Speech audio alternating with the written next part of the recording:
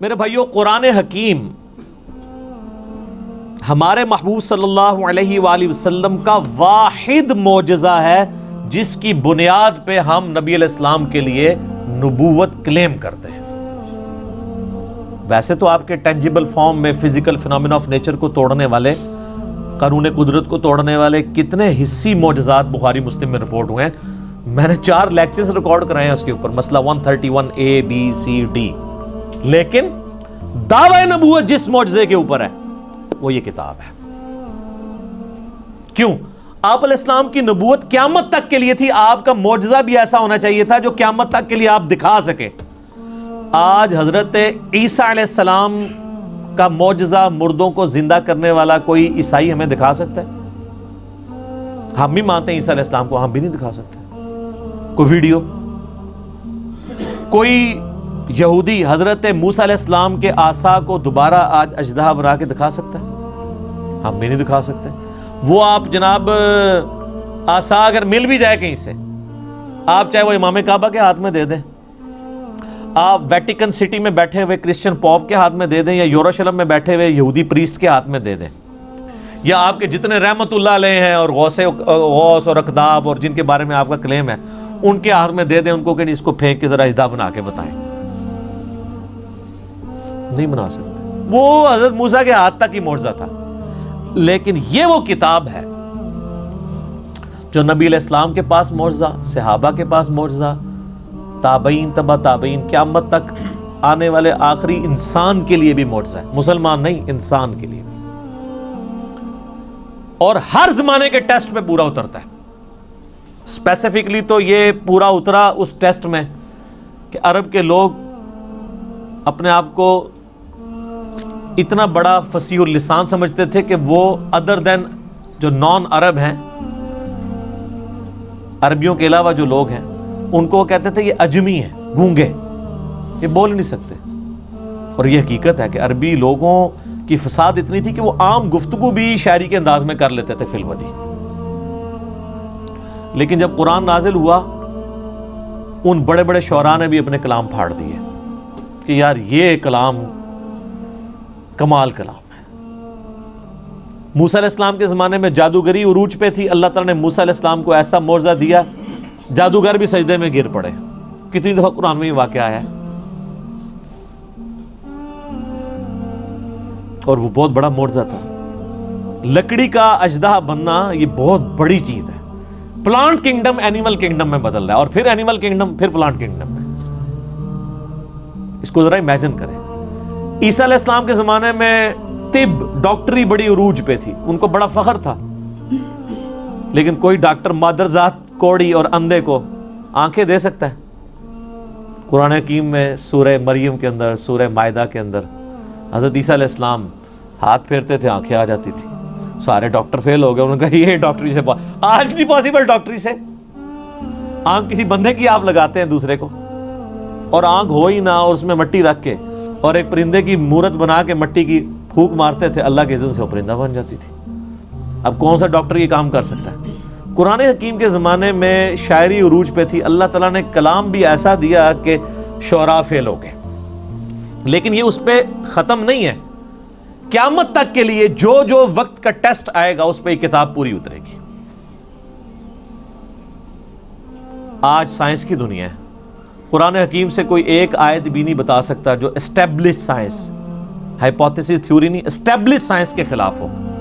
اس کے برخلاف ہم آپ کو کئی باتیں بتا سکتے ہیں جو قرآن حکیم ایسی کرتا ہے جو پرانی سائنس ان باتوں کی تصدیق نہیں کرتی تھی، لیکن آج کی سائنس ان باتوں کی تصدیق کرتی ہے۔ جس میں سب سے بڑی بات، ہم نے اپنے بچپن میں یہ چیزیں پڑھی ہوئی ہیں کہ جی زمین جو ہے وہ ساکن ہے اور سورج اس کے گرد چکر لگاتا ہے۔ شروع میں بچوں کو سمجھانے کے لیے پڑھا دیتے تھے نا، بعد میں پھر وہ چیزیں، لیکن یہ سٹارٹ بھی ہوئی تھی تھیوری سائنس میں۔ قرآن بہت پہلے سے کہہ رہے ہیں کلٌ فی فلک یسبحون، تمام اجرام فلکی جو ہیں وہ تیر رہے ہیں آسمان میں، اور تیرنا بیک وقت تیرنے میں ایک چیز فلوٹ بھی کرتی ہے اور اپنے محور کے گرد بھی گھومتی ہے۔ جو بھی آپ کوئی بھی گول چیز اگر سمندر میں پھینک دیں نا وہ فلوٹ کرنے کے دوران اپنے محور کے گرد گھومے گی بھی ان ویوز کی وجہ سے. اللہ نے لفظ بھی ایسا استعمال کیا ہے کہ نہ صرف وہ کسی اور چیز کے گرد ریوالو کر رہی ہیں بلکہ اپنے ایکسس کے گرد، اپنے محور کے گرد بھی وہ چیزیں گھوم رہی ہیں. تو قرآن حکیم تو اس چیز کو پہلے ہی ایڈریس کر چکے ہیں. اس حوالے سے آپ ایک میرا کلپ بھی ہے Quran and modern versus modern science, وہ آپ دیکھ لیں. ڈاکٹر ذاکر نائک کا بھی ایک ویڈیو ہے پرانی، پھر انہوں نے دوبارہ سے ریکارڈ کرائی تھی، وہ بھی آپ دیکھ لیں. ڈاکٹر مورس بوکائل ایک فرینچ سرجن تھے جو مسلمان ہوئے، تو انہوں نے کتاب وہ لکھی Bible Quran and science. Urdu میں ترجمہ ہوا ہے لیکن وہ ترجمہ بھی اردو والا بھی اتنا مشکل ہے کہ عام بندوں کو سمجھ نہیں آتا. بہتر یہ کہ آپ اسے انگلش میں ہی پڑھیں. تو انہوں نے یہ ثابت کیا ہے کہ اس ماڈرن دور میں جتنی بھی الہامی کتابیں ہیں وہ سائنس کے ٹیسٹ کو پاس نہیں کرتی سوائے اس کتاب کے. ان میں سائنٹیفک فالٹ موجود ہے. وہ فالٹ اس لیے نہیں ہے کہ ان کتابوں میں کوئی اللہ تعالیٰ کو کوئی غلطی لگی ہے، وہ اس لیے کہ وہ کتابیں ٹیمپرڈ فارم میں تحریف شدہ ہیں. یہ کتاب محفوظ ہے، وہ بھی اگر محفوظ ہوتی تو اس میں کوئی اینٹی سائنس سٹیٹمنٹس نہ آتی. تو یہ ایک علیحدہ سے ٹاپک ہے، گھنٹوں بولا جا سکتا ہے، لیکن میں اسے سکپ کرتا ہوں.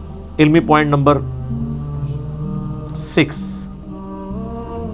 اور وہ ہے میرے بھائیوں قرآن حکیم کی پیش گوئی اگلی کتابوں میں بھی موجود ہے، اس سے پہلے جو گزر چکی.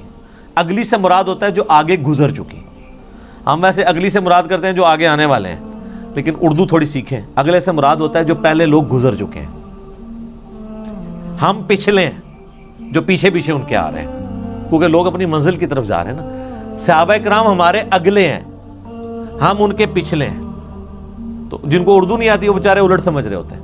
تو اگلی کتابیں ہیں تورات، زبور، انجیل، اولڈ ٹیسٹمنٹ، نیو ٹیسٹمنٹ کی فارم میں جو اویلیبل ہیں، ان کتابوں میں اس کی پیش گوئیاں موجود ہیں الکتاب کی فارم میں، کہ الکتاب اس طرح آخری پیغمبر کے اوپر نازل ہوگی. نبی علیہ السلام کی پریڈکشنز موجود ہیں. سورۃ الاعراف میں آتا ہے، اللہ تعالیٰ فرماتا ہے کہ ان کے اندر وہ پیغمبر آئے ہیں جن کی یہ پیش گوئیاں تورات اور انجیل کے اندر لکھی ہوئی پاتے ہیں. سورۃ الانعام کے اندر آیا کہ یہ پروفٹ وہ ہیں کہ یہ اپنے بیٹوں سے زیادہ ان کو پہچانتے ہیں کہ یہ وہی پیغمبر ہیں جن کی پریڈکشنز تورات اور انجیل کے اندر موجود ہیں. اپنے بیٹے کے بارے میں تو شک نہیں ہوتا نا کسی کو، کہ بچپن سے ظاہر اس کے سامنے پیدا ہوتا ہے، باپ جانتا ہوتا ہے. اس سے زیادہ نبی علیہ السلام کو یہ جانتے ہیں کہ وہی پیغمبر ہے، لیکن نہیں مانا انہوں نے. نہیں ماننا ہوگا تو آپ جتنے مرضی دلائل رکھیں. ایون آج ٹیمپرڈ فارم میں جو تورات اور انجیل موجود ہے نا، اس میں بھی آپ کو نبی علیہ السلام کی پروفیسیز مل جائیں گی.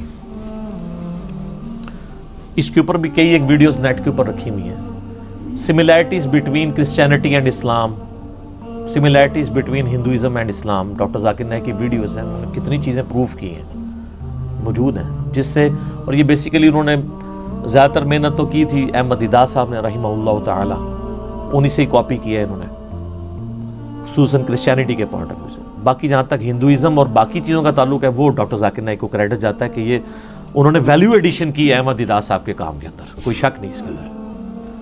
تو آپ پروفیسیز دیکھیں.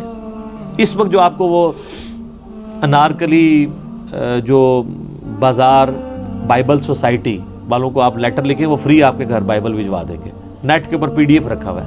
ویسے وہ منگوانے سے پہلے قرآن جو آپ کے گھر غلاف میں ہے اس کو خود پڑھ لیں. لوگ وہ بائبل منگوا لیتے ہیں، قرآن نہیں منگوا کے پڑھتے. قرآن بلکہ منگوانا بھی نہیں، گھر پڑا ہوا ہے. میں اسی لیے قرآن کے غلافوں کے بڑا خلاف ہوں. یہ غلاف کے اندر جو قرآن ہے یہ کو نہیں کھولتا، کیونکہ جب بندہ یہ تصور کرتا ہے نا اس کو یوں یوں کر کے کھولنا ہے پھر یوں یوں بند کرنا ہے، وہ بند ہی پڑا رہتا ہے.